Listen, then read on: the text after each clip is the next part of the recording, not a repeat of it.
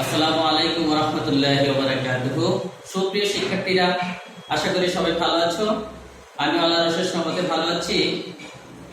করোনাকালীন মহামারীর মধ্যে সবাই ঘরে আছো। তোমরা জানো ইতিমধ্যে সারা বাংলাদেশে অনলাইন ক্লাস পরিচালিত হচ্ছে। সেই ধারাবাহিকতায় চাঁদপুর সদর ভার্চুয়াল স্কুল আমরা শুরু করেছি। আমি আজকে তোমাদের এই চাঁদপুর সদর ভার্চুয়াল স্কুলে সকলকে স্বাগত জানাচ্ছি। সম্মানিত অভিভাবক, শুভাকাঙ্ক্ষী যারা দেখছেন সকলকে স্বাগতম জানাচ্ছি। প্রিয় শিক্ষার্থী বন্ধুরা, আজকে আমি নবম ও দশম শ্রেণীর ইসলাম ও নৈতিক শিক্ষা বিষয়ের প্রথম অধ্যায়ের সপ্তম পাঠ আমরা আজকে শিরক নিয়ে আলোচনা করব।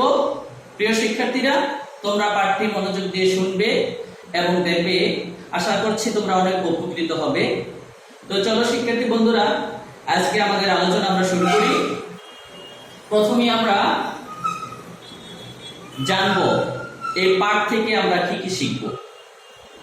এই পাঠ থেকে শিক্ষার্থীরা শিরকের পরিচয় বর্ণনা করতে পারবে, শিরকের কুফল বর্ণনা করতে পারবে এবং শিরকের প্রকারভেদ বর্ণনা এবং ব্যাখ্যা করতে পারবে। তো চলো বন্ধুরা, আমরা প্রথমে এই শিরক সম্পর্কে অর্থাৎ শিরকের পরিচয় সম্পর্কে জেনে নিই। আমি প্রথমে বলতে চাই, শিরক শব্দটি হচ্ছে আরবি শব্দ। শিরক শব্দটি আরবি শব্দ, যার শাব্দিক অর্থ আছে, যার শাব্দিক অর্থ হলো অংশীদার সাব্যস্ত করা, সমকক্ষ মনে করা, একাধিক উপাস্যে বিশ্বাস করা। অংশীদার সাব্যস্ত করা, সমকক্ষ মনে করা, একাধিক উপাস্যে বিশ্বাস করা। এই শিরকের তিনটি অর্থ রয়েছে। প্রিয় শিক্ষার্থীরা, এখন আমরা জানবো শিরক কাকে বলে।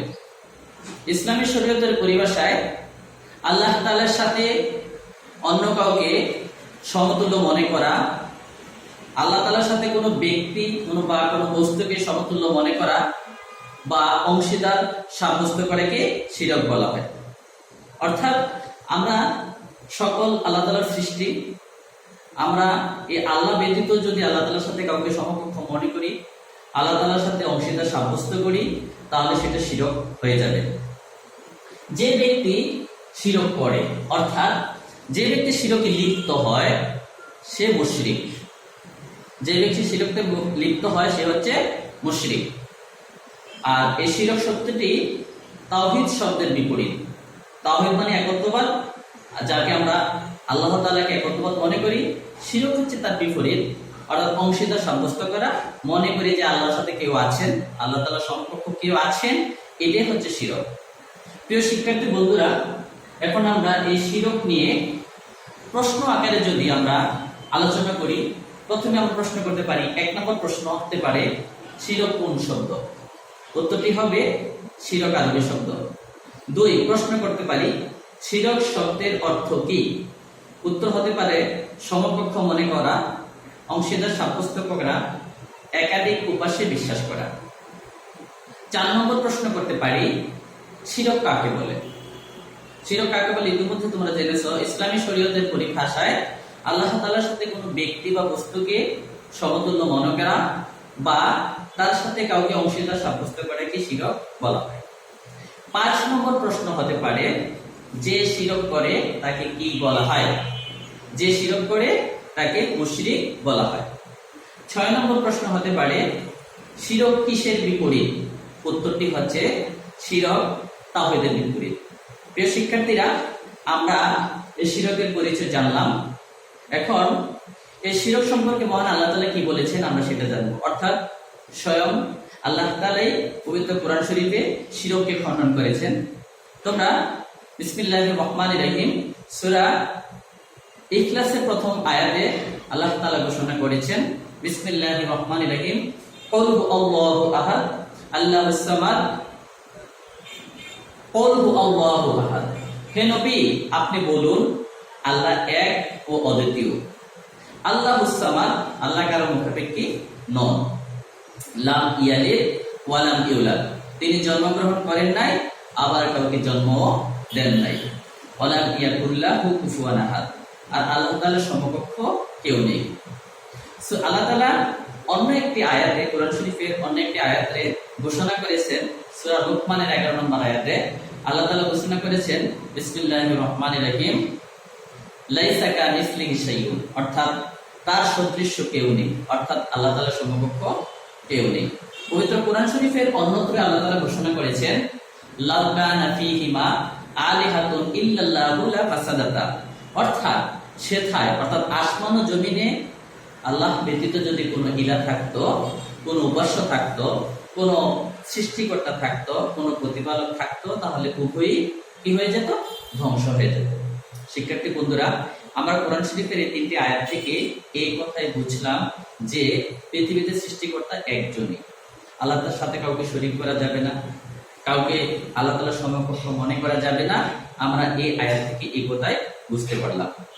শিরক অত্যন্ত একটা মহা পাপ। এই শিরকে যারা লিপ্ত হয় তারা কখনো আল্লাহর ইবাদত করে না।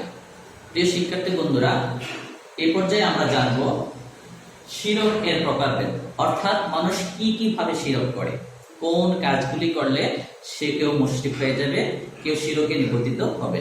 প্রিয় শিক্ষার্থীরা, শিরককে আমরা 4টি ভাগে ভাগ করতে পারি। প্রথমে আমরা বলতে পারি, 1 নাম্বার আল্লাহ তাআলা, এই আল্লাহ তাআলার সত্তা ও অস্তিত্বের সাথে শিরক করা, অর্থাৎ যেমন হযরত ঈসা আলাইহিস সালামকে আল্লাহর পুত্র মনে করা, যেমন খ্রিস্টানরা মনে করে ঈসা আলাইহিস সালাম আল্লাহর পুত্র, নাউযুবিল্লাহ। আমরা এটাতে বিশ্বাস করি না, সেজন্য আমরা প্রকৃত মুমিন হতে বা মুসলমান হতে পেরেছি। তাহলে 1 নম্বরটা কি? আল্লাহ তাআলার সত্তা ও অস্তিত্বের সাথে শিরক করা, এটা হচ্ছে 2 নম্বরে আমরা বলতে পারি আল্লাহ তাআলা, 2 নম্বরে বলতে পারি আল্লাহ তাআলার গুণাবলীতে শিরক করা, যেমন আল্লাহ তাআলা ব্যতীত অন্য কাউকে রিজিক দাতা, পালনকর্তা, সৃষ্টিকর্তা মনে করা, এটা হচ্ছে শিরক। 3 নম্বরে আমরা বলতে পারি সৃষ্টি জগতের পরিচালনাকারী অন্য কাউকে মনে করা, অর্থাৎ এই সমগ্র পৃথিবী সৃষ্টি করেছেন আল্লাহ, পরিচালনা করেন আল্লাহ, কিন্তু আমরা যদি আল্লাহ ছাড়া অন্য কাউকে মনে করি যে পৃথিবী পরিচালনা করতেছেন, তাহলে সেটা শিরকের অন্তর্ভুক্ত, অর্থাৎ সে মুশরিক হয়ে যাবে।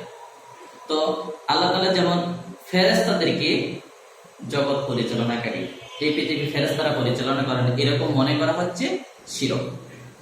4 নম্বর হতে পারে ইবাদতের ক্ষেত্রে আল্লাহ তাআলার সাথে কাউকে শরীক করা। এই কথার অর্থ হচ্ছে আমরা ইবাদত করি ঠিক, আমরা মুসলমান হয়েছি ঠিক, এরপরেও কিছু মানুষ মনে করে যে ইবাদতের ক্ষেত্রে অন্য কারো ইবাদত করা যাবে, যেমন মূর্তি পূজা করা, অগ্নি পূজা করা, আল্লাহ ছাড়া অন্য কাউকে সিজদা করা, আল্লাহ ব্যতীত অন্য কারো নামে পশু জবাই করা, এটা হচ্ছে শিরকের অন্তর্ভুক্ত। অর্থাৎ আমরা বলতে পারি এই 4 ভাবে মানুষ সাধারণত শিরক করে থাকে। প্রিয় শিক্ষার্থী বন্ধুরা, আমরা যদি এই 4 ভাবে শিরক করি, তাহলে আমরা কি হয়ে যাব? মুশরিক হয়ে যাব। আমরা কখনোই আল্লাহর সাথে কাউকে শিরক করা করব না। শিক্ষার্থী বন্ধুরা, এখন আমরা জানবো শিরকের কুফর ও পরিণতি। শিরকের কুফর ও পরিণতি, অর্থাৎ শিরক করলে কি ক্ষতি হবে, এর পরিণতি কি হবে। শিরক হচ্ছে অত্যন্ত ভয়াবহ একটি কাজ। শিরক হচ্ছে অত্যন্ত একটি বড় জুলুম। যে আল্লাহ পাক আমাদেরকে সৃষ্টি করেছেন, সে আল্লাহকে ছাড়া, যিনি আমাদের লালন পালন করেন, আমাদের পরিচালনা করেন, আমাদের রিজিক দেন, সে আল্লাহকে ছাড়া অন্য কারো ইবাদত করা মানে হচ্ছে তার সাথে চরম অকৃতজ্ঞতা প্রকাশ করা, চরম জুলুম। এই প্রসঙ্গে পবিত্র কোরআন শরীফে আল্লাহ তাআলা ঘোষণা করেছেন, বিসমিল্লাহির রহমানির রহিম, ইন্নাশ শিরকা লা যুলমুন আযীম, অর্থাৎ নিশ্চয়ই শিরকই হচ্ছে চরম জুলুম। চরম জুলুম বলতে অনেক বড় অপরাধ, আল্লাহ তাআলার অনেক বড় অকৃতজ্ঞতা প্রকাশ করা হয়। এই আয়াত দ্বারা আমরা এই কথাই বুঝতে পেরেছি। তাহলে এই আয়াত থেকে এই কথাই বোঝা গেল যে শিরক হচ্ছে অত্যন্ত খারাপ একটি কাজ, অত্যন্ত বড় জুলুম, যেটা আমরা কখনোই করব না। এখন কেউ যদি শিরক করে, তাহলে আল্লাহ পাককে ক্ষমা করবেন? আল্লাহ তো ক্ষমাশীল, দয়াময়, অসীম, রহিম, রহমান।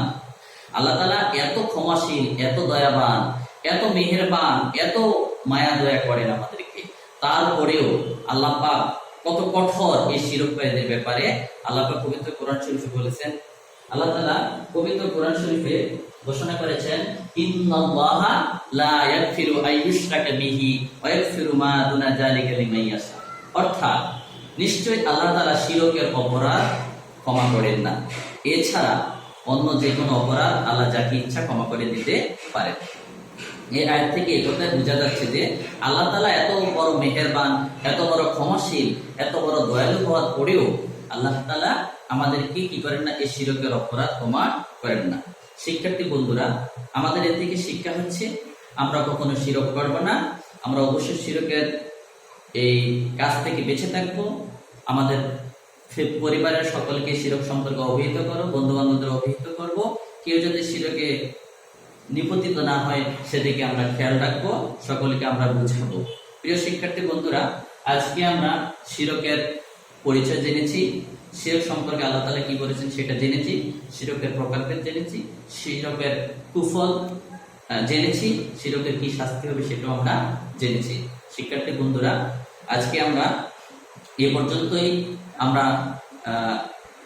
আজকের জন্য এ পর্যন্তই।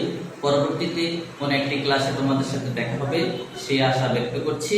সম্মানিত অভিভাবক, প্রিয় শিক্ষার্থী, শুভাকাঙ্ক্ষী যারা আছেন সকলকে আবারও চাঁদপুর সদর বাটসাল স্কুলের পক্ষ থেকে ধন্যবাদ জানিয়ে পরবর্তী কোন একটি ক্লাসে দেখা হবে, সাক্ষাৎ হবে সেই আশা ব্যক্ত করে আজকের মতো এখানে বিদায় নিচ্ছি। আল্লাহ হাফেজ। আসসালামু আলাইকুম ওয়া রাহমাতুল্লাহি ওয়া বারাকাতুহু।